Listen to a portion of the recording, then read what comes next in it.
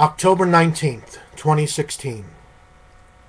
First quote before discussion began after the sit. Wake up, my heart. The world is passing by. Life froths and flows by, free for the asking. Don't sleep in your body, oblivious, as the caravan of life goes by your house. Rumi. Last night was my first meditation session upon returning to town. The hurricane was, of course, amongst topics discussed. Our teacher spoke of naturally arising biological response to threat. Often we discuss anxiety that arises out of the accumulation of daily stressors, when not released, becoming chronic illness, like the bipolar disorder with which I daily grapple.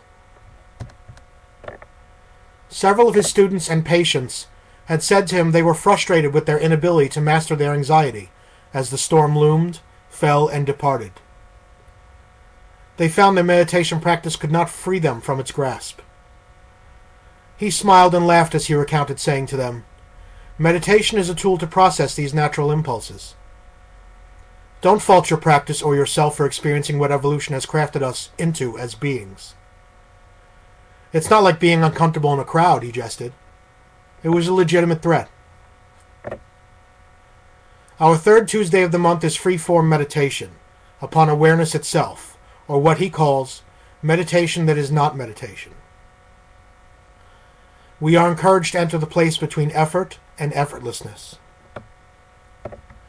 I am Daniel. This is my story. I come into the body, become the earth. Youth is trod to dust that falls from my flesh through a sieve of years. My white skin shorn to red lips, puckered about the breach. Purple at the center of the heart, fades to bluish-green shadow, to a surrounding beachhead of yellow, where life and death circle and retreat from each other, all awash in black. The scar is opaque, imperfect, guileless art. They are clear in contours, features that find names from their shapes and defining moments, pock-marked upon this atlas. Here the cumbered breath draw across grave markers, into cellars where worries dwell in wake of storm, anticipating the tidal arms that are surely next to come calling. Here, where my hair sways in the caress of errant air, I am less strong at these upper limits, where I am thin as a rising tongue of flame. My strength lies at the base of the stone, where troubled electrics are quickly stilled within dense grounding. Beneath feet and miles, still within the mute barrow of earth, I hold the past, too close to witness. I come into the breath, follow its rhythmic motion with the ticking of the clockwork sentient I am. A silent thought of out, preceding and following a thought of in. I become wind. I follow the breath. It crosses the threshing floor of my unseen vestibule, parting to the chambers of lungs, where cilia beat a swaying rhythm, like flora waving drunkenly in sunken depths. I become sea, where treasures of men are revealed to be the refuse that they are, where demand of life alone stands naked, shivering with necessity, eyes bold and fixed, hands folded to fists, in want of satisfaction. Where focus goes, awareness follows. Energy flows in the wake of its singular vector, waters flowing ceaselessly into the breach, knowing no mercy in their revelations. They meet where two eyes become one vision. In the stillness of self, the life stream washes over me. I become sky. I am the white-hot circle that slides across the night. I am love I have offered from phantom fingers, released with force of ceaseless hope that it will reach you. I know indifference feigned is a carapace perfectly crafted, ill-fitting in places. Before anything, its gait betrays its ease of step or armored thickness. I have walked heavily and lightly, and every jig I dance to the joy of beloved friends is why I am. I feel my breath touch you across the room. My poetry couched in heart's ventricle petals, on a breeze of voice that flows from turgid tunnels of throat. Dare to wonder where it goes, as I am music that dares to touch your soul. You are a ghost that I do not know. Will you reach? Will you touch me? Fearless to those who love, fearsome to those who fear. Look into the deep wells of Narcissus Lake and see me there. I followed Coelho to the banks. I want to witness you loving yourself. Give these troubled waters peace. I desire to pen new lines, but allow the fire to smolder. Resist the pull that reaches from the depths of the underground sea. Allow a day and an hour to wash over me, no longer possessed of the urgencies of youth.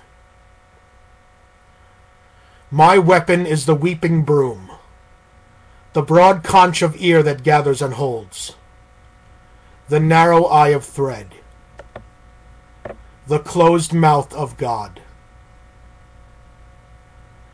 Who is to know by what great gusts of whimsy or deliberate architecture our lives are made and unmade? What spindle holds the unraveling spool of years? What seismic surge causes the spike to rise through the socket of the eye and become the mantle of the skull? What scale holds the measure of such terrible exactitude and wondrous science? Which of these two colossal feet holds the greater balance of weight? My teacher just published his first book. We discussed that experience during the break. Stressful, exciting, gratifying. Agreed editors are a pain in the ass, necessary evil, with a laugh. This friendly and elderly gentleman who stinks of cigarette smoke had been explaining the 12 steps to me, and why he felt they worked. I told him that he should collect his observations and publish them. He laughed and said he's thought about it. He asked me what it is like to be an author in an offhand way.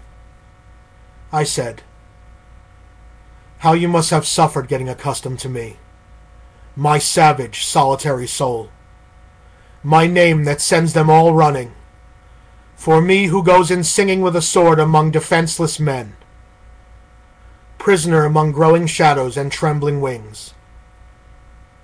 I feel that I am he, and my arm of stone defends me." Pablo Neruda. Class resumed. We discussed the forms that nervous energy takes within the body, and how to facilitate and recognize the release of that energy. It could manifest as anything: a feeling of heat, of pressure, a brief muscle spasm, a muddling of thoughts. It comes as pain, a smile in a seeming mirthless moment, a laugh that is timed and appropriate. Will you mistake me for the memory of what hurts you? I am not barbs along the course of venom. I am not the harbinger of what you've known. My blade is clean and straight to purpose. I am the fire elemental. This is my sword. Our teacher introduced a concept that he called pendulation. Part of allowing energy to flow through us is recognizing it, but not fixating upon it. One could focus upon a part of the body that is not feeling as stressful, something beautiful on hand or a memory. Allowing focus to shift forth and back between the crisis core and something better. I thought of it like breathing through the pain. It is not escapism, but realism. There is more that is wonderful to know than can be comprehended. We experience and remember what we can, as we drag our cracking shells across the sea of sifting sands, held under fist of sun. There is no sorrow in the sea, or despair upon the air, other than we perceive it there. The world lives savage in the moment and fiercely free. The mind has a greater tendency to store unpleasant moments than those that please. Change focus and the sands may begin to weight the opposite arm of the scales. Amongst the blasted and twisted ruin, there is something all the more glorious to behold, in such bleak contrasts. Pause. This moment is alive and kicking. There is music in the chords of colors touched by reaching fingers of light. I am here. Most of many doors are open, though you do not know me. There is something to explore right in front of you. The stones are keys. They speak tones to your touches. We are aching to resonate within each other. This moment of life. Earth, wind, sea, sky. Or A Day and an Hour, by Daniel Christensen, writing as the Fire Elemental. Final quote of the discussion that followed the sit. On soft spring nights, I'll stand in the yard under the stars. Something good will come out of all things yet, and it will be golden and eternal just like that. There's no need to say another word. Jack Kerouac.